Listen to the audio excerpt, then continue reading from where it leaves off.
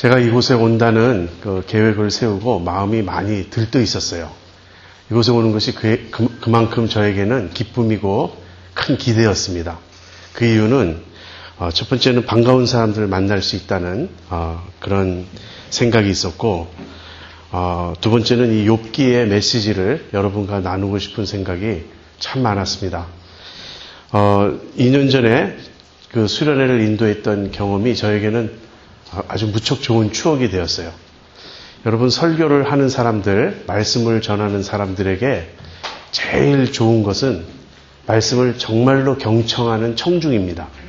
근데 제가 이 교회에 와서 굉장히 감동한 것은 연세 드신 분들까지 모두 너무나 진지하게 말씀을 들어주셔서 말씀을 전하는 제가 큰 힘을 얻었던 그런 기억이 있어요. 그런 좋은 청중과 더불어 제가 굉장히 사랑하는 메시지, 하나님께서 저에게 주신 이 귀한 메시지를 나눌 수 있다는 것이 마음의 큰 기대요, 기쁨이었습니다.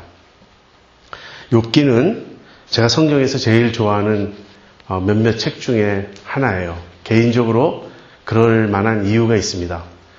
제가 1987년에 그 여름에 한국을 방문 중이었습니다. 그때 극단 이름은 잊어버렸는데 욥기를 연극으로 공연하는 것을 제가 보았습니다.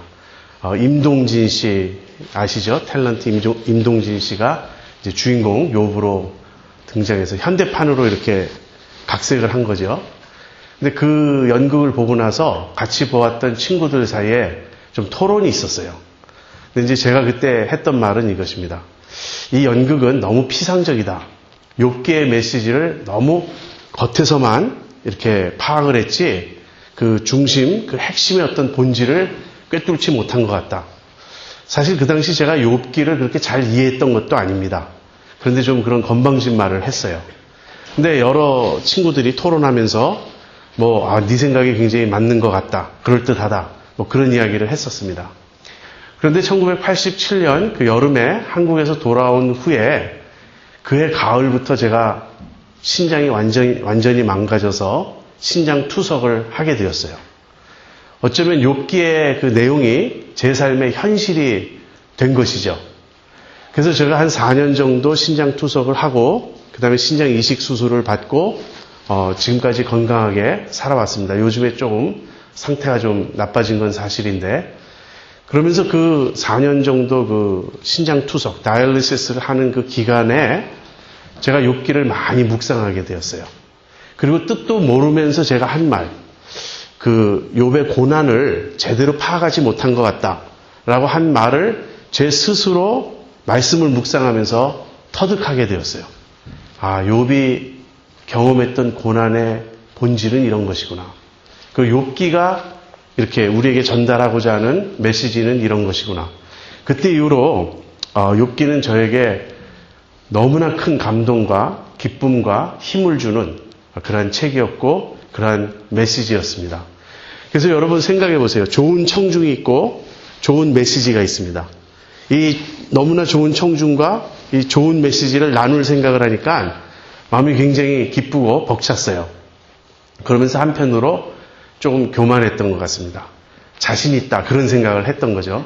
이번에는 내가 많이 고민하고 준비하지 않아도 평소에 늘 묵상했던 말씀이니까 쉽게 나눌 수 있을 것이다. 그런데 수요일날 저녁에 제가 이렇게 책기가 있었습니다.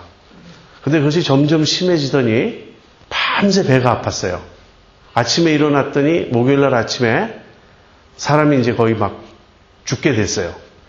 저는 보통 좀 체하고 그래도 화장실에 가서 토하면 시원해지는데 아무 효과가 없고 펩토비스모를 막 병채 막 마셔도 소용이 없고 그때 박현철 목사님이 전화를 하셨어요. 어떻게 잘 준비되고 있냐고. 근데 제가 죽어가는 목소리로 못 갈지 모르겠다고. 도저히 내가 지금 이 상태로는 못 가겠다고. 그 다음부터 이제 제 아내가 저희 교우들에게 전화를 해서 비상 기도망을 이렇게 구축해서 저를 위해서 기도하기 시작하고 그날 목요일 오후, 어제 오후부터 제가 차도가 좀 있었습니다. 그래서 여기까지 올 수 있었던 것이 너무 감사하고 그런 것 같아요. 욥기의 메시지는 머리로 전해서는 안 되고 좀 아프면서 고난 속에서 이게 전해야 이게 통할 수 있는 그런 메시지가 아닌가 그렇게 생각합니다. 아무튼 하나님께서 이번 집회를 통해서 하나님께서 정말 우리 각자에게 하시고 싶은 말씀이 있으시다고 저는 믿어요. 그 말씀을 우리 모두가 귀 기울여 듣기를 바랍니다. 오늘은 먼저 서론적인 내용을 좀 공부하고 욥기의 첫 번째 메시지를 다루도록 하겠습니다. 여러분, 제가 여러분에게 원래 그걸 보내드리려고 그랬어요. 욥기 분해한 거를.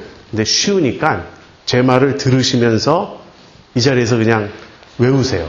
욥기는 전부 42장이 있습니다.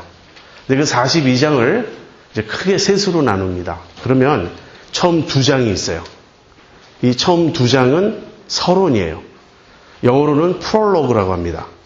그 다음에 3장부터 41장까지, 3장부터 41장까지, 그러니까 끝에 한 장을 남겨놓고 41장까지는 이 욥기의 이제 중심 내용이에요.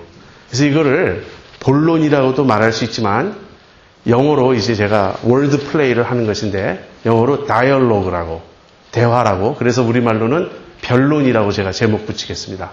서론, 1, 2장 서론, 그 다음에 3장부터 41장은 변론, 다이얼로그, 프롤로그, 다이얼로그, 그 다음 마지막 42장 한 장은 결론이에요. 영어로는 에필로그입니다.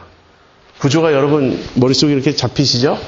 처음 2장은 서론, 프롤로그고요. 3장부터 41장은 변론, 다이얼로그고 마지막 42장은 에필로그, 결론이에요. 그런데 이 대화 부분, 이 중간에 이 다이얼로그, 서로 이렇게 이야기하는 부분은 또 앞에는 욥과 욥의 세 친구들이 나누는 대화로 이루어져 있어요. 그래서 욥과 욥의 세 친구가 나누는 이 대화는 사이클이 3번 반복됩니다. 친구들 세 사람이 한 번씩 이야기하고 욥이 얘기하고 또 그 다음 친구가 얘기하고 욥이 얘기하고 이런 세 사이클이 3장부터 어디까지 가냐면 31장까지예요. 3장부터 31장은 욥의 세 친구와 욥의 대화입니다. 그 다음에 32장부터 37장까지 6장은 엘리후라는 사람의 이야기예요. 엘리후에 대해서 제가 나중에 또 얘기하겠습니다. 그리고 마지막으로 38장부터 41장은 하나님께서 등장하셔서 하시는 말씀이에요. 이 정도는 여러분 머릿속으로 이렇게 구조를 잡으실 수 있죠. 처음 1, 2장, 마지막 한 장. 이 서론과 결론은 산문체로 되어 있어요. 이야기체로 되어 있습니다. 이렇게 어떤 스토리를 서술해가는 그런 형식으로 되어 있고 3장부터 41장까지는 운문체예요. 그러니까 좀 시어에 가까운 표현인데 대화체라고 우리가 생각하시면 되겠습니다. 자, 이제 그런 식으로 욥기는 구성이 되어 있어요. 그래서 여러분이 욥기를 생각하실 때 한편에 연극이나 드라마로 생각하시면 이해하기가 쉽습니다. 그렇다면 욥기의 주제는 무엇인가? 여러분 욥기 하면 무엇이 제일 먼저 떠오르시나요? 고난이죠. 예, 고난. 그래서 욥기가 고난에 대한 책이라는 것을 부인할 수 없습니다. 고난이 가장 중요한 주제이냐? 이렇게 묻는다면 대답이 다르게 나올 수 있지만 욥이 고난을 주로 다루고 있다. 이 점은 틀림없어요. 그래서 욥기의 주제는 고난입니다. 근데 고난도 나중에 고난의 종류에 대해서 더 설명을 드리겠지만 무고한 고난이에요. 자기의 잘못으로 인한 고난이 아니고 아무 잘못도 하지 않았던 사람이 무고하게 겪는 이 고난. 고난의 문제이면서 사실 뒤집어 보면 악의 문제라고도 말할 수 있습니다. 사실 굉장히 철학적인 이야기예요. 첫 번째 주제는 고난입니다. 두 번째 주제는 지혜예요. 여러분 욥기는 성경의 지혜 문학이라고 불리우는 그런 장르에 속해요. 욥기 말고 잠언, 전도서, 그리고 시편의 몇 편, 1편 같은, 시편 1편 같은 그런 부류의 그런 글들을 지혜 문학이라고 우리가 부릅니다. 그래서 지혜 문학이라는 것은 사람이 어떻게 이 세상에서 살아야 하느냐, 바른 삶의 길이 무엇이냐, 이것을 이제 주로 다룬 내용인데 욥기는 고난을 하나의 모티프로, 하나의 그 주제로 선택해서 이야기를 전개해 나가지만 욥기에서 정말 말하고 싶었던 것은 지혜예요. 욥기 28장 28절 외우기 쉽죠. 28장 28절 욥기의 요절이라고도 말할 수 있습니다. 지혜에 대해서 말하고 있어요. 그다음에 세 번째 주제는 하나님입니다. 욥기는 하나님에 대한 책이에요. 여러분, 욥의 세 친구와 욥이 대화를 나눕니다. 그 대화는 여러분 이 수련회를 준비하기 위해서 욥기를 다 읽으셨죠. 그 대화는 신학 토론이에요. 각자가 자기가 아는 하나님을 말하고 있는 거예요. 주제는 왜 욥이 고난을 당하느냐 하는 것입니다. 근데 욥의 세 친구들이 각자 그 이유를 신학적으로 설명하는 거예요. 참 운이 나쁘구나, 재수가 없구나, 이런 말을 하는 게 아니에요. 하나님이 하신 일이라는 거예요. 그래서 각자가 자기가 믿는 하나님을 이야기합니다. 저는 너무나 이 장면이 멋있어요. 비록 욥의 세 친구의 말은 나중에 하나님이 틀렸다고 말씀하셨지만, 여러분, 우리들이 삶에서 겪는 어떤 일을 놓고 그렇게 우리가 신학적으로 토론할 수 있을까요? 다른 신학적 토론거리가 굉장히 어렵게 느껴지지만 믿음의 관점에서 이 사실을 보자는 거예요. 오늘 아침 이웃이 우리 옆집 아저씨가 교통사고를 당해서 크게 다치셨다. 그러면 동네 사람들끼리 모여서 이야기할 거예요. 왜 그런 일이 그 집에 일어났는가? 그랬는데 어떤 사람은 예수를 안 믿어서 그래, 이렇게 말할 수 있죠.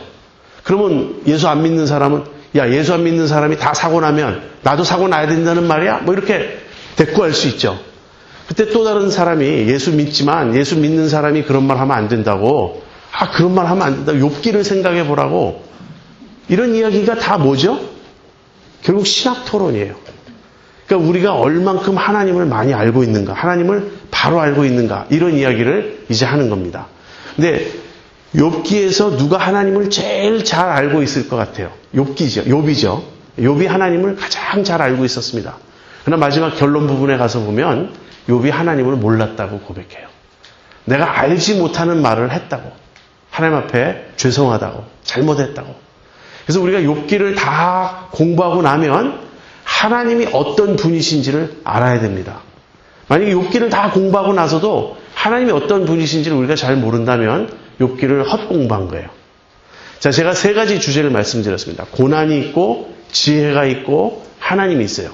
근데 저는 이 셋보다 더 중요한 주제가 있다고 생각해요. 그것은 믿음입니다. 결국 이 모든 것을 다 통합하는 주제는 믿음이에요. 욥기는 믿음을 가르쳐 주기 위한 책입니다. 여러분, 고난은 우리의 믿음이 어떤가를 드러내는 어떤 시험대예요. 내가 진짜 믿음이 있느냐? 어떻게 압니까? 평소에 압니까? 저 집사님은 너무나 새벽 기도도 열심히 나오고 11조도 잘하고 교회 봉사도 열심히 하고 너무나 열심히 뜨거워. 저분은 믿음이 참 좋아. 우리가 그렇게 말할 수 있습니다. 또 저분은 너무나 성경 지식도 많고 아는 것도 많고 신학교도 안 갔는데 신학 박사야. 우리가 그렇게 평가할 수도 있습니다. 여러분, 그런 모습들이 다 좋아요. 그런 좋은 모습들이죠. 근데 그 사람이 진짜 믿음이 있느냐 어떻게 알 수 있죠? 그때는 알 수 없어요. 시험을 당해보면 압니다. 시련에 부딪혀보면 알아요. 그러면 믿음이 좋았던 것 같은 사람이 그냥 형편없이 무너질 수 있습니다. 도대체 당신 믿음은 어디 갔냐고, 그렇게 쉽게 하나님을 원망하고 쉽게 좌절하고 쉽게 절망할 수 있냐고. 고난은 우리의 믿음이 진짜인지 가짜인지를 드러내요. 그뿐 아니라 고난을 통과하면서 우리의 믿음은 아주 굳센 믿음이 되는 것이에요. 그래서 고난도 믿음과 연결시켜서 우리가 이해를 해야 됩니다. 지혜란 무엇이죠? 지혜란 하나님의 뜻을 알고 그 하나님의 뜻대로 살아가는 것이 지혜예요. 이 세상이 하나님이 지으신 세상이며 하나님이 주인이시며 그러므로 마땅히 이 세상을 살아갈 때 하나님이 정하신 길이 있다. 그것을 아는 것이 지혜입니다. 그래서 우리가 믿음으로 살기 위해서 반드시 필요한 것은 이 지혜예요. 하나님의 뜻을 알고 하나님이 원하시는 것이 무엇인지를 알 때 우리가 비로소 믿음으로 살 수 있는 것이죠. 마지막으로 하나님이란 주제는 그 하나님을 우리가 바로 안다면 그에 대한 반응이 믿음인 거예요. 우리가 하나님을 이러한 분이라고 이해를 했다면 따라서 이제는 그 하나님의 뜻대로 그 하나님에 맞게 이렇게 살아간다 하는 반응이 믿음인 것입니다. 그래서 저는 여러분에게 욥기의 주제는 믿음이다. 고난, 지혜, 하나님 이런 주제들을 다 우리가 다룰 것이지만 그 모든 것을 통합해서 이 욥기의 주제는 믿음이다라는 사실을 여러분에게 강조하고 싶습니다. 그래서 욥이 이 고난을 통과해 가면서 어떻게 그의 믿음이 성장해가고 더 굳세어져 가는지 우리가 살펴보도록 하겠습니다. 자, 욥기를 접근하는 두 가지 방법이 있어요. 욥기를 공부하고자 할 때 욥기를 이해하기 위해서 우리가 두 가지 접근을 할 수 있는데 첫 번째는 욥기를 바깥에서 보는 것입니다. 즉 우리가 연극을 보듯이 드라마를 보듯이 여러분이 지금 앉아있는 그런 자리에서 이 무대에서 공연되고 있는 욥기라고 하는 어떤 그 공연을 보는 그런 입장이에요. 자, 우리가 관객의 입장, 제3자의 입장에서 밖에서 욥기라는 드라마를 본다면 어떤 유리한 점이 있냐면 모든 장면을 다 본다는 거예요. 천상의 장면을 안다는 거예요. 막이 열리고 하나님의 어전이 나오고 거기서 일어나는 일들을 알아요. 이 천상의 장면은 바깥에서만 알 수 있습니다. 욥기 안으로 들어오면 알 수가 없어요. 근데 천상의 장면을 아는 사람은 모든 것이 아주 뻥 뚫려요. 이해가 다 돼요. 왜 그런 일이 일어나고 왜 일이 이렇게 진행되는지 다 알 수 있습니다. 그래서 우리가 이제 욥기를 한번 밖에서 볼 것이에요. 그 다음에 밖에서 보는 이 관점 말고 안에서 보는 관점이 있습니다. 안에서 보는 관점은 무엇이냐면 등장인물 중에 한 사람이 되어서 그 극에 참여하는 거예요. 물론 욥의 친구들의 입장도 우리가 고려할 수 있지만 더 좋은 입장은 욥 자신일 거예요. 여러분 욥 자신이 되어서 그 일어나는 모든 일을 한번 경험한다고 생각해 보세요. 이 안에 들어가서 안에서 보는 관점의 문제는 무엇이냐면 천상의 장면을 몰라요. 욥은 끝까지 천상의 장면에 대해서 몰랐습니다. 바꿔 이야기하면 욥은 끝까지 자기가 왜 고난을 당했는지를 몰라요. 마지막에 가서도 결론은 그 얘기를 하지 않아요. 자, 그래서 안에 들어가면 믿음이 실제가 돼요. 밖에서 보는 사람은 다 이해를 하니까 어려움이 없어요. 야, 욥 너 그거 조금만 더 참지. 그렇게 그냥 못 참고 안달을 하느냐. 하나님이 다 알아서 선하게 하실 텐데 조금만 참지. 우리는 쉽게 그 말을 할 수 있습니다. 욥은 그걸 몰라요. 천상의 장면을 몰라요. 자기가 그 주인공이 돼서 그 현장 속에서 현실 속에서 이 모든 일을 경험하다 보면 내 믿음이 뿌리째 흔들립니다. 그래서 욥의 입장에서 이 욥기를 볼 때 너무나 답답하지만 유리한 점이 있어요. 이것은 남의 얘기가 아닌 거예요. 이건 나의 실존적인 문제인 거예요. 밖에서 보는 사람은 철학적으로 논쟁할 수 있습니다. 아, 이건 이래. 욥은 이래서 잘했고 욥의 친구들은 이래서 못했어. 우리는 쉽게 말할 수 있어요. 그러니까 욥 자신이 되어서 한번 이 고난을 통과해 보십시오. 지금 혹시 여러분 중에 그런 고난을 통과하시는 분 있습니까? 욥이 나중에 그 부르짖는 그 소리를 들으면 처절합니다. 욥이 내가 어떻게 하면 하나님 계신 곳을 알고 그 앞에 나아갈까? 아무튼 내가 하나님 계신 곳을 알아서 그 앞에 나아가면 내 입에 말을 가득 채우고 나가서 하나님 앞에 내가 모든 것을 토해놓고 질문할 것이다.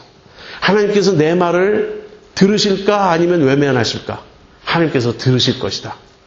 그런데 내가 앞으로 가도 안 보이고 뒤로 가도 안 보이고 옆으로 가도 안 보인다는 거예요. 하나님을 만날 길이 없다는 거예요. 지금 고난을 통과하시는 분 중에는 그런 분들도 있을 것입니다. 하나님을 만나기만 하면 내 이 문제를 해결할 수 있을 것 같은데 하나님 응답을 안 하세요. 하나님이 외면하세요. 그런 어떤 실질적인 그 고난의 한 복판에서만 깨달을 수 있는 진리가 있어요. 그래서 우리가 이 두 가지 접근을 동시에 다 취해볼 예정입니다. 욥기를 밖에서 볼 때, 그리고 욥기를 안에서 볼 때. 자, 제가 서론적 내용을 말씀드렸는데 그 욥기의 스토리를 제가 간단히 요약하고 오늘은 그 중에 밖에서 보는 그 관점을 취해서 제가 말씀을 드리겠습니다. 자, 막이 오르면 욥이라는 사람에 대한 소개가 나타나요. 자, 1장 1절부터 3절입니다.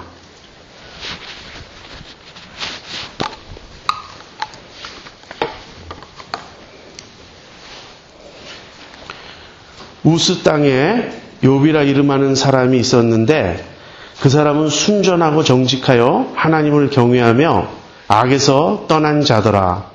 그 소생은 남자가 7이요 여자가 3이며 그 소유물은 양이 7,000이요 약대가 3,000이요 소가 500결이요 암나귀가 500이며 종도 많이 있었으니 이 사람은 동방 사람 중에 가장 큰 자라.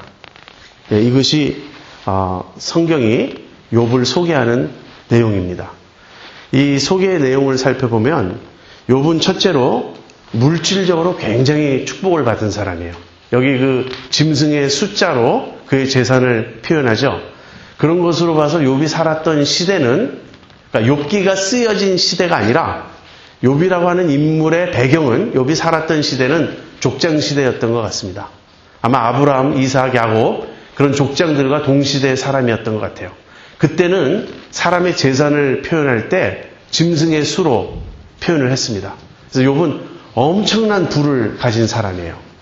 그리고 참고로 구약에서는 물론 그렇지 않은 예도 있지만 대체로 부가 하나님의 축복이라는 그런 개념이 깔려 있어요. 그래서 어떤 사람이 큰 부자다.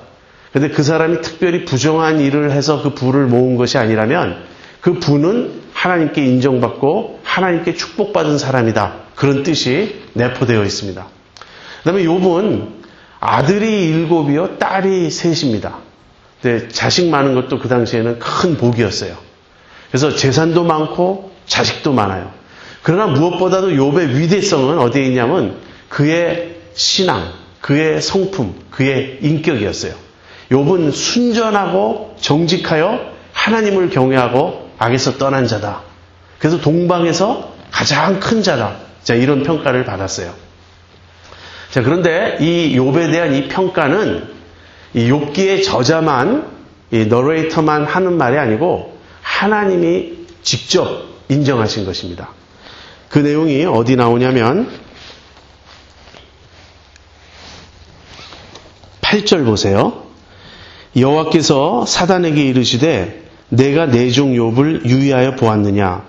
그와 같이 순전하고 정직하여 하나님을 경외하며 악에서 떠난 자가 세상에 없느니라. 자, 이러한 욥에 대한 평가는 하나님 자신의 평가예요. 하나님이 인정하셨습니다. 이토록 위대한 욥이었습니다. 그런데 이제 어느 날 하늘에서 어전 회의가 열려요. 즉 하나님이 보좌에 앉아 계시고 하나님의 종들인 천사들이 하나님 앞에 다 모였습니다.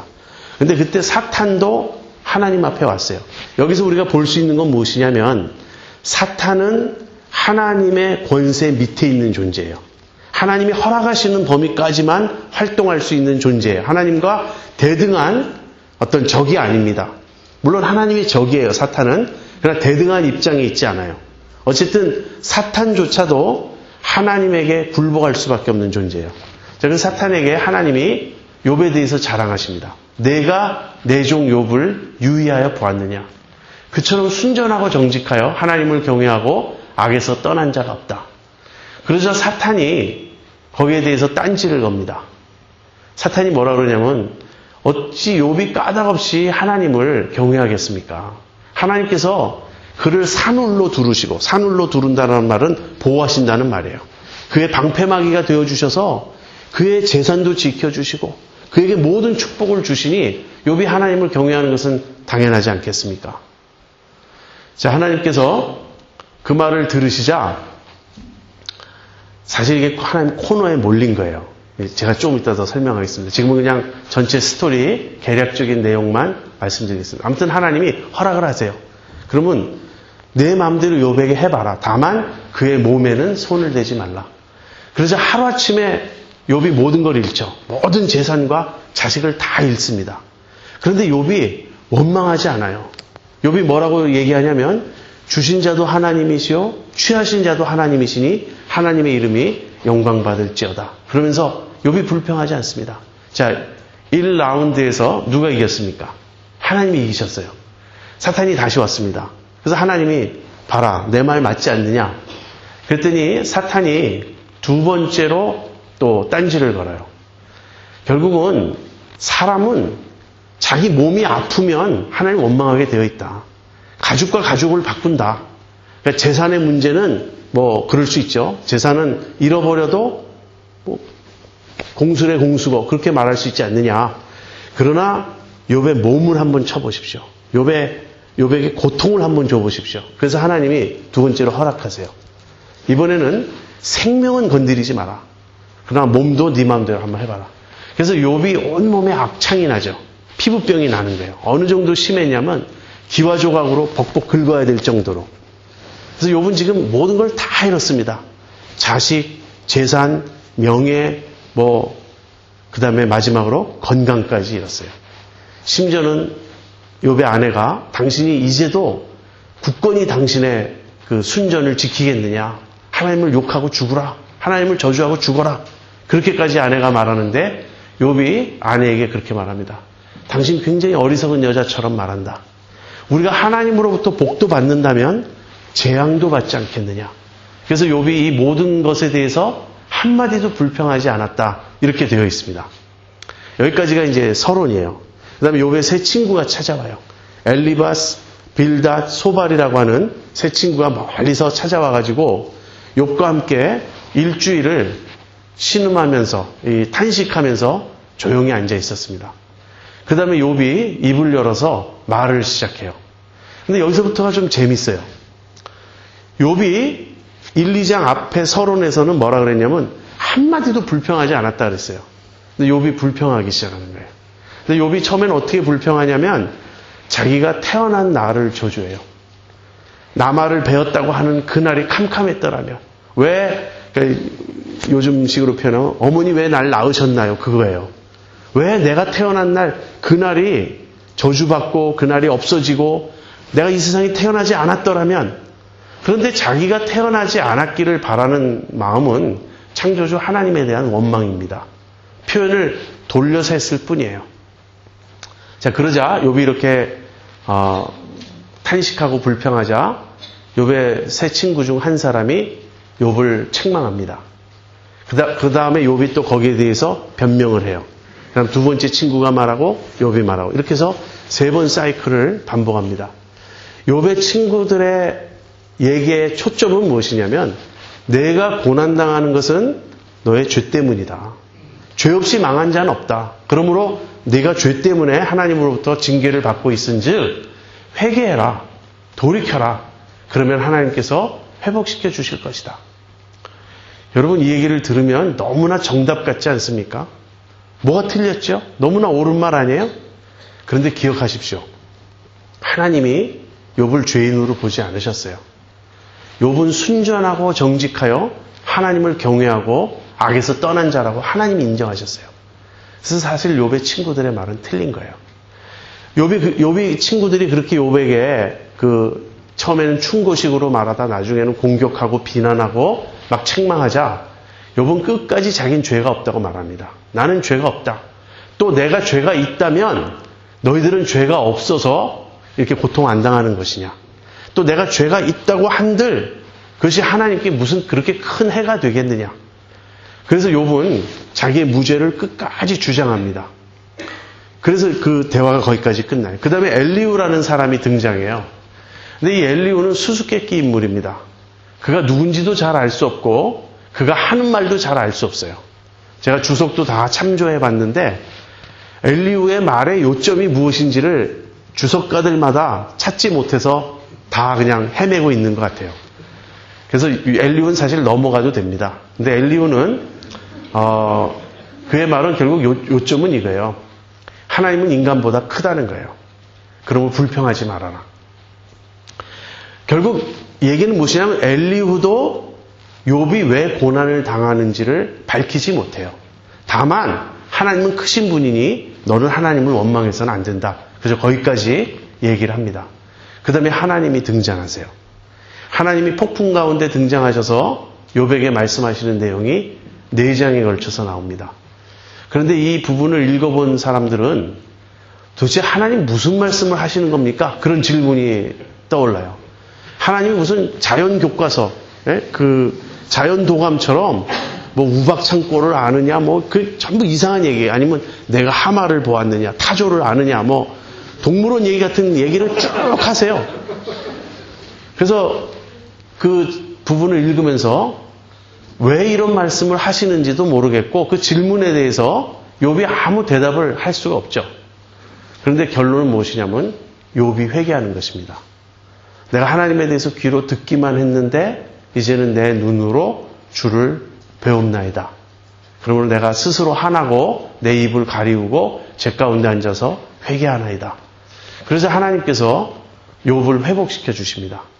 그래서 하나님은 욥의 편을 들어주세요. 욥과 친구들의 대화 사이에서는 욥이 옳았다는 거예요. 그렇지만 욥은 틀린 말을 한 건 아닌데 알지 못하는 말을 했어요. 그걸 하나님 책망하십니다. 근데 욥의 친구들은 너희들이 나에 대해서 한 말은 욥의 말처럼 정당하지 못했다. 그래서 욥이 오히려 그 친구들을 위해서 하나님 앞에 제사를 드리고 친구들의 용서를 구합니다. 그 욥은 다시 회복이 됐어요.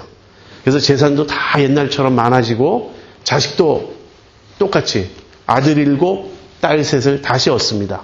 그리고 오랫동안 행복하게 살았다. 그런 이야기예요. 여러분 왜 아들 7에 딸 3을 하나님이 주셨을까? 그 짐승은요 다 2배로 주셨어요. 근데 자식은 2배로 안 주시고 고숫자로 주셨어요. 저는 사람이 죽으면 끝나는 게 아니기 때문에 이미 죽었어도 욥의 자식들은 살아있어요. 그러니까 2배로 주실 필요가 없어요. 그래서 똑같은 숫자를 주셔도 2배가 되는 거죠. 아무튼 그런 이야기가 욥기의 내용입니다. 자, 이제 우리가 대략을 살펴보았으니까 이제 심층적으로 이제 들어가 보려고 해요. 근데 제일 먼저 생각해 봐야 될 것은 욥기에는 2가지 오해가 나온다는 사실이에요. 뭐 2가지 오해로 봐도 되고 3가지로 봐도 되고 뭐 오해가 많은데 일단 2가지를 한번 생각을 해보죠. 첫 번째는 사탄의 오해입니다. 사탄은 욥이 하나님을 경외하는 것은 하나님이 복을 주셨기 때문이다. 이렇게 말합니다. 욥이 하나님을 경외하는 것은 하나님이 복을 주셨기 때문이다. 이 말을 뒤집으면 어떻게 되죠? 하나님이 복 주시지 않으면 하나님을 경외할 사람은 없습니다. 이것은 오해이기도 하면서 도전이기도 합니다. 이것이 사탄의 오해예요. 사탄은 무엇이라고 말하냐면 누가 하나님을 경외합니까? 누가 하나님을 경배합니까? 하나님이 복 주시면 그러면 사람들은 하나님을 경배하고 경외할지 몰라도 하나님 복 안 주시면 하나님 경외할 사람 없어요. 사탄이 이렇게 말하는 거예요. 이것은 사탄만의 오해일까요? 지금도 많은 사람들이 그런 사고방식을 가지고 있습니다. 어쨌든 이것이 첫 번째 오해예요. 오해라고 불러도 되고 도전이라고 불러도 돼요. 2번째 오해는 친구들의 오해입니다. 친구들은 욥이 고난받는 것은 욥의 죄 때문이다. 그러므로 욥이 회개하면 회복될 것이다. 이렇게 말했습니다. 이걸 뒤집으면 어떻게 설명할 수 있죠? 하나님의 사랑과 복은 물질적, 외적 번영으로 나타난다. 이렇게 믿는 사고방식이에요. 다시 말하면 물질적으로 가난해지고 육체적으로 병들고 외적으로 흥왕하는 것이 아니라 외적으로 쇠퇴하면 하나님의 사랑과 복을 받고 있지 않다는 얘기예요. 이것이 전형적인 기복주의적인 사고방식입니다. 이것이 친구들의 오해예요. 친구들의 오해는 인과응보적인 사고방식입니다. 그렇게 보면 이 세상에서 잘 나가는 사람들은 다 정당하고 착하고 의롭다는 결론이 돼요. 이 세상에서 잘 나가지 못하는 사람들은 다 죄인이고 무언가 문제가 있는 사람이 되는 것입니다. 자, 바깥에서 볼 때 일단 이 2가지 오해를 우리가 접하게 됩니다. 그 중에서 이제 남은 시간에는, 오늘 첫 번째 남은 시간에는 사탄의 오해에 대해서 한번 생각해 보겠습니다. 지금까지 이야기를 여러분 다 따라오셨죠? 예. 이 서론이 중요합니다. 이 서론을 알아야 이제 자세하게 들어갈 때 이해할 수 있습니다. 자, 여러분, 천상의 장면이에요. 하나님과 사탄 사이에 오고 간 대화입니다. 우리는 이 사실을 어떻게 알죠? 우리는 바깥에 있으니까 알아요. 우리는 바깥에서, 무대 밖에서, 이 안에서 진행되고 있는, 무대에서 진행되고 있는 공연을 우리가 보니까 이 사실을 알아요. 실제로 지금 우리는 어디 있습니까? 우리의 삶은 바뀝니까? 아닙니까? 우리는 지금 안에서 살아요. 우리가 다 살고 있는 삶은 우리는 그 삶 안에 있기 때문에 천상에서 우리에 대해서 무슨 얘기가 오고 가는지 우리는 모릅니다. 지금 욥의 경우에는 우리에게 보여주셨어요.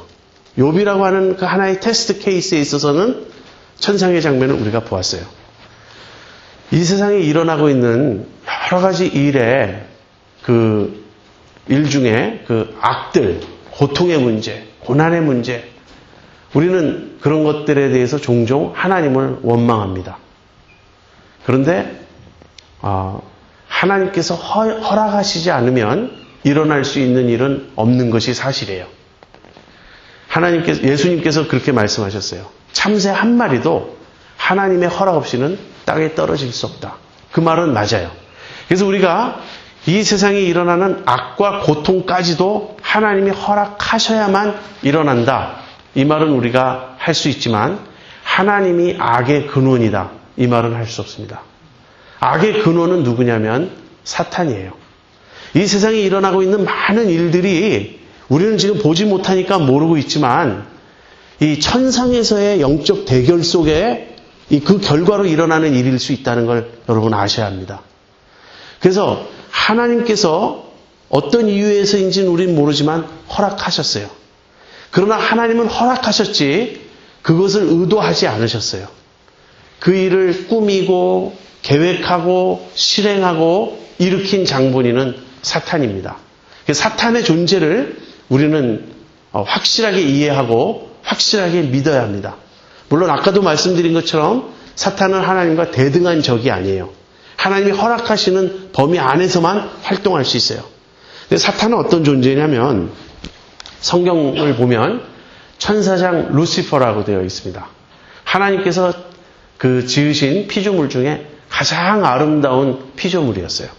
근데 이 천사장 루시퍼가 이제 자기가 영광스러운 존재이고 아름다운 존재이다 보니까 교만해졌습니다.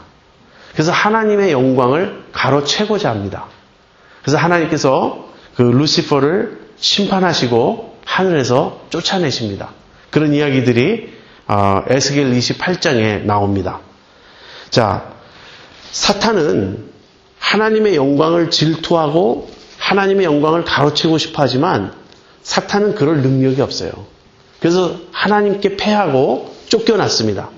자, 쫓겨난 사탄은 이제 어떤 방법으로 하나님을 대적하려고 할까요? 하나님께 직접 대적할 수는 없어요. 그래서 사탄이 취하는 방법은 무엇이냐면 인간을 공격하는 거예요. 하나님이 당신의 형상으로 지으신 인간들을 공격함으로써 인간을 자기 수하에 놓고 자기 마음대로 부리고 조정함으로써 하나님에 대한 반역을 꾀하는 것입니다. 이런 우주적인 드라마, 천상의 드라마가 있다는 것을 우리가 기억해야 됩니다. 나중에 고난의 문제를 제가 이야기할 때 그 악에 대해서 조금 더 얘기하겠지만 결국 고난과 악은 우리가 다 알 수 없어요. 왜냐하면 인간 사이에서 시작된 문제가 아니에요. 천상에서 시작된 문제고 하나님과 사탄 사이에 있었던 어떤 일이기 때문입니다. 사탄이 인간을 공격해온 최초의 장면을 아십니까, 여러분? 무엇이죠? 선악과죠. 선악과를 따먹으라고 유혹할 때 사탄이 한 말을 여러분 기억하십니까? 따먹으면 어떻게 된다고요? 내 눈이 밝아져서 내가 하나님처럼 되어서 선과 악을 알 것이다. 이렇게 이야기했죠.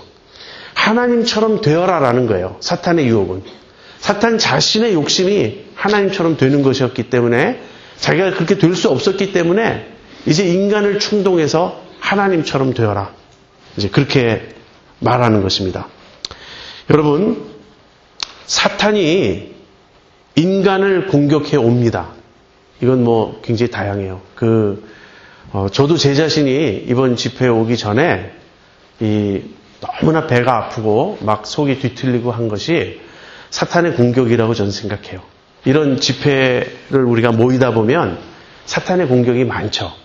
평소에 있지 않은 일들이 일어나고 가지 못할 그런 상황이 되고 그러죠. 사탄은 공격해 옵니다. 근데 사탄이 인간을 공격하는 초점은 무엇이냐면 하나님과의 관계를 끊어버리고 멀어지게 하고 우리의 믿음을 파괴하려고 하는 것이 그 목적이에요. 여러분, 사탄이 인간을 공격해 온 그 여러 가지 방법을 3가지 정도로 정리할 수 있습니다. 첫 번째는 핍박이에요. 우리가 교회 역사를 보면 순교자들이 많았죠. 핍박이 많았죠. 그런데 핍박과 어떤 우리를 향한 이런 육체적인 그런 고난을 주는 이 공격은 사탄이 평가해 볼 때 효과가 없다는 것이 드러났어요. 터툴리안이라고 하는 초대교회 교부는 순교자들의 피는 교회의 씨앗이다, 이런 말을 했습니다.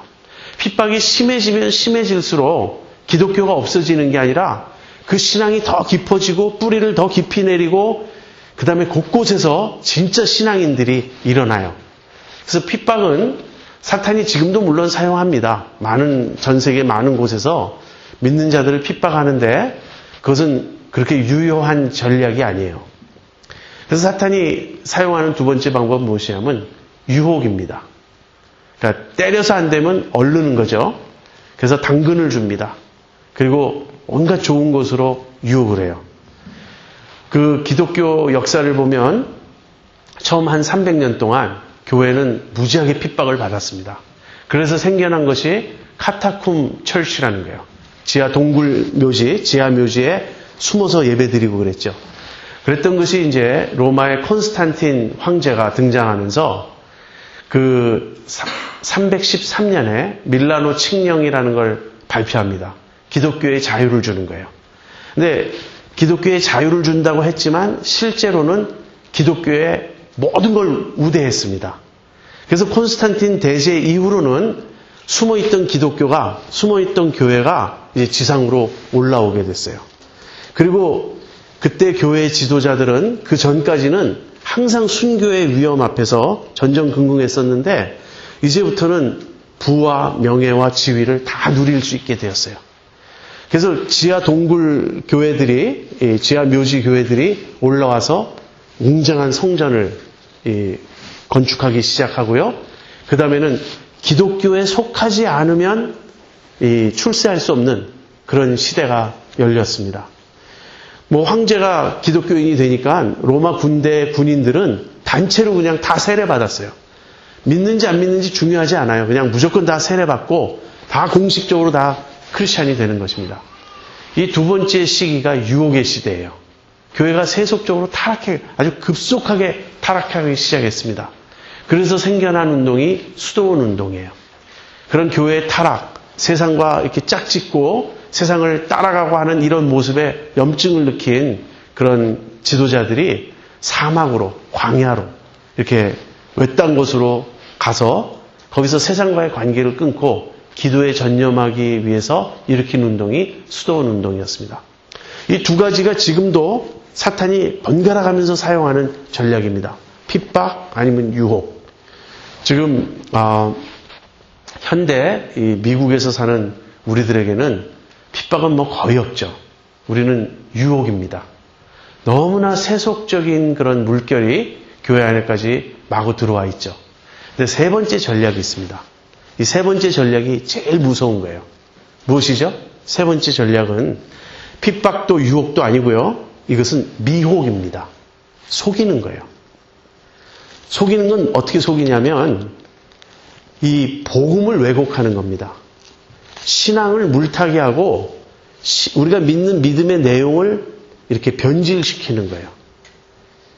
여러분, 이것이 왜 제일 위험한 사탄의 공격이라고 제가 말씀드리냐면 핍박은 열심히 믿고자 하는 자들을 더 굳세게 만들어요.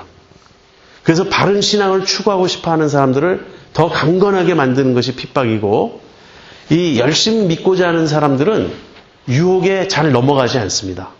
수도원으로 가던 아니면 기도에 힘쓰던 어떻게 하던 이 유혹이 다가올 때 경계하고 깨어있으려고 그래요.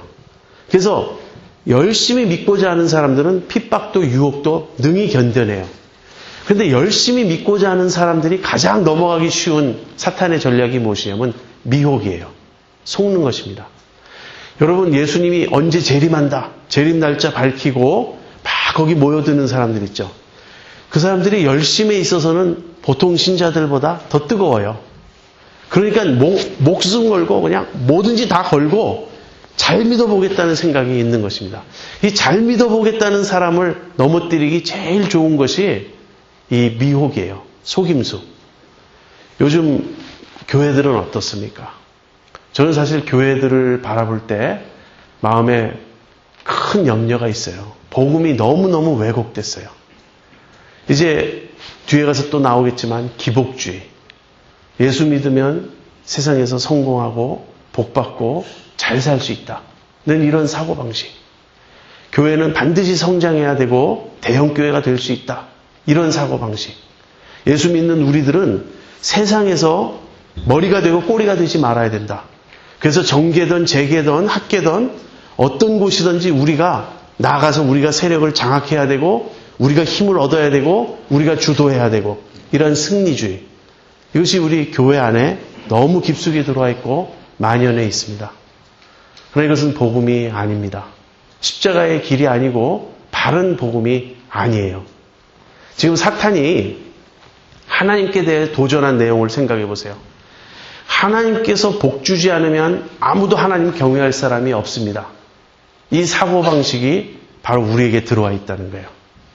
많은 사람들이 이런 사고방식을 가지고 있습니다. 그래서 사람들은 하나님이 마치 우리에게 빚진 것처럼 생각하고 있습니다.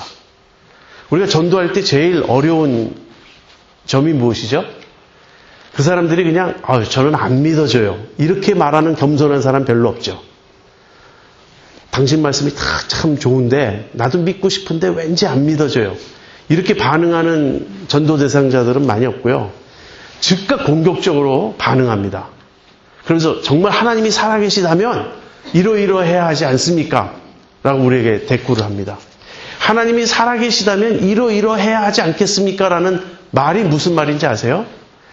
하나님이 기준이 아니고 내가 기준인 거예요. 그래서 내 요구에 응해 주셔야 될 하나님. 하나님이 정말 살아계시다면 왜 쓰나미가 일어납니까? 왜 히틀러와 아우슈비츠가 있습니까?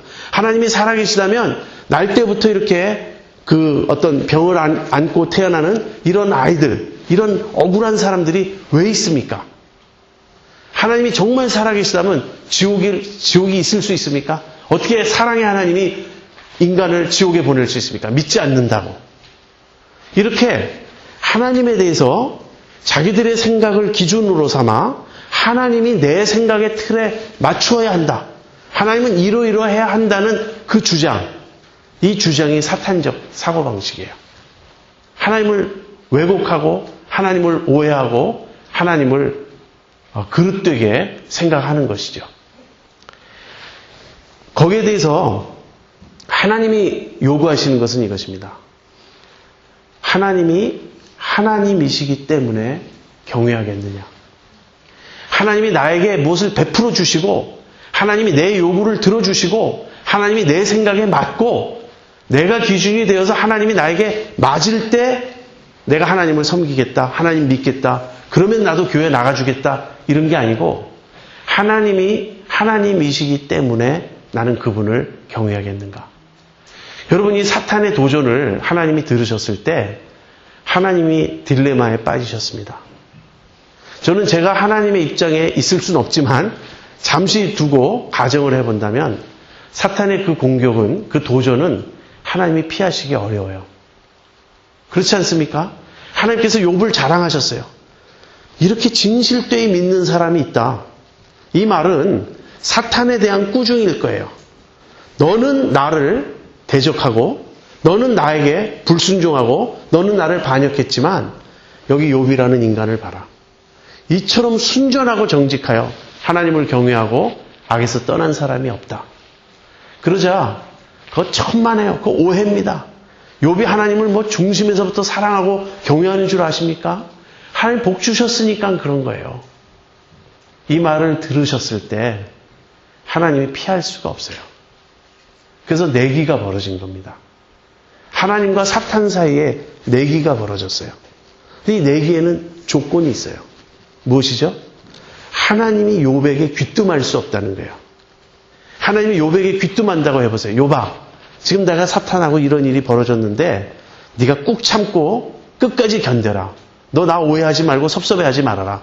내가 잠시 눈을 가리는 것 같아도 그럴 만한 사정이 있다. 하나님이 이렇게 말씀하시면 반칙이죠. 그럼 누가 못합니까? 저도 그렇게 할 것 같아요. 제가 아무리 힘들어도 하나님이 속사정을 이야기하면서 내가 너에게 나의 명예를 걸고 있다. 네가 끝까지 지켜주면 정말 고맙겠다. 그러면 제가 하나님 불 속에라도 들어가서 제가 복음을 전하겠습니다. 그러지 않겠습니까? 근데 그건 반칙이에요. 하면 안 돼요. 하나님이 아무 말씀하실 수가 없어요. 그래서 하나님 침묵하시는 겁니다. 여기서 하나님이 말씀하시면 사탄에게 지는 거예요. 왜냐하면 하나님 미리 다 가르쳐주면 누가 하나님 경외하지 않습니까? 그렇게 또 딴지 걸고 나올 거 아니겠습니까? 하나님과 사탄 사이에 내기가 벌어졌어요. 사탄이 하나님께 던지는 도전은 이것입니다. 하나님이 복 주시지 않으면 아무도 하나님 경외하지 않습니다. 그러나 거기에 대한 하나님의 답변은 이것이에요. 내가 복 주지 않아도, 심지어는 내가 재앙을 내려도 내가 하나님이라는 그 사실 하나 때문에 나를 경외하는 사람이 있다. 저는 눈물겹다고 생각해요. 하나님이 당신의 명예를 우리 하찮은 인간에게 거시는 그 심정을 여러분 생각해 보셨습니까? 하나님이 하나님이시기 때문에 존중해야 되는 것 아닌가요? 하나님이 하나님이시기 때문에 경외하고 경배해야 하는 것 아닌가요? 만약에 그런 사람이 구름대처럼 많다면, 욥 한 사람이 아니고 너무나 많아서 사탄이 얼굴을 가리고 부끄러워서 아무 말도 할 수 없다면, 그런 어떤 통분한 마음이 여러분 속에 없습니까? 하나님이 하나님이시기 때문에 나는 누가 뭐라 그래도, 나에게 어떤 일이 닥쳐도 나는 그분을 경배하겠습니다. 하나님 당신은 찬양을 받으시기에 합당하신 분입니다. 하나님 하나님이십니다. 우리가 아까 부른 찬송처럼 주님의 높고 위대하심을 내 영혼이 찬양하네. 그런 사람이 나오기를 하나님은 기다리셨어요. 욥이 그 대상이 된 것입니다. 여러분, 우리들의 고난 속에 지금 이와 똑같은 대화가 우리를 놓고 하나님과 사탄 사이에 오고 갔는지는 저는 알 수 없습니다. 그러나 넓게 보면 마찬가지예요. 우리에게 닥치는 모든 악은 하나님이 허락하셨지만 결국은 사탄이 가져다 주는 것입니다. 이 사탄이 가져다 주실 때 하나님이 우리에게 원하시는 것은 무엇이냐면, 그럼에도 불구하고 나의 선함을 믿어라. 그럼에도 불구하고 내가 너와 함께함을 믿어라. 그럼에도 불구하고 나는 너를 사랑함을 믿어라. 그 마음을 우리가 헤아릴 수 있어야 되겠습니다. 여러분, 이런 생각 해보셨습니까? 만일 욥이 실패했다면, 욥이 투 라운드 뛰어서 둘 다 이겼어요. 이기고 나서 욥이 조금 헤매긴 했는데, 어쨌든 욥이 처음에는 이런 고백을 합니다. 주신 자도 여호와시요 취하신 자도 여호와시니 여호와의 이름이 영광 받을지어다. 얼마나 아름다운 신앙 고백입니까? 정말 이렇게 여러분 고백할 수 있습니까? 하나님이 주실 때는 너무 좋아요. 하나님이 취해 가시면 안 됩니다. 어느새 이게 내 것이 돼버렸어요. 하나님이 주신 건데 오리지널리 내 것이라고 생각하는 거예요. 이건 내 것이라고. 하나님을 어떻게 뺏어가십니까? 근데 욥은 이것은 하나님이 주셨습니다. 그냥 하나님 가져가실 수 있습니다. 그렇게 얘기했습니다. 이 신앙 단계는 너무나 고상하고 높은 단계이지만 그래도 이해할 수 있습니다. 왠지 알아요? 세상에도 그 말 있잖아요. 공수래 공수거. 그래서 믿지 않는 사람들도, 하나님 모르고 예수님 모르는 사람들도 물질에 대한 탐욕을 비우기 위해서 우리가 빈손으로 왔다, 빈손으로 가는 인생이다. 그러면서 탐욕을 끊으려고 하는 태도가 있습니다. 두 번째는 달라요. 하나님께서 우리에게 복을 주셨으니 우리가 하나님께 재앙도 받아야 할 것이 아니겠는가. 여러분 이 고백에 나아갈 수 있겠습니까? 저는 나아갈 수 없어요. 솔직히 고백하건대 하나님 복은 안 주셔도 되니까 재앙은 주지 마세요. 이것이 제 마음입니다. 욥은 뭐라고 얘기했냐면 하나님께 우리가 복을 받았으니 재앙도 받지 않겠느냐. 이 고백은 무슨 의미냐면 철저히 하나님을 인정하는 것입니다. 하나님 당신은 하나님이십니다. 그러므로 당신이 하시는 모든 일은 의롭습니다. 정당합니다. 당신은 그렇게 행하실 수 있는 권한을 가지고 계십니다. 하나님을 인정하는 이런 태도입니다. 그런데 욥이 실패했다면, 욥이 앞뜨거라 그러고 너무나 힘들어서 당장 하나님 원망하고 불평하고 하나님 정말 이러시깁니까? 그럼 나 하나님 안 섬겨요. 나 관둬요. 난 지금까지 나름대로 열심히 믿고자 했는데 이제 이러신다면 저도 끝입니다. 만약에 욥이 이렇게 갔다면 어떡할까? 만약에 욥이 실패했다면 이 세상에 성공할 수 있는 사람이 있을까요? 한번 그런 생각 해보셨습니까? 하나님께서 저를 택하셔서 네가 한번 해볼래?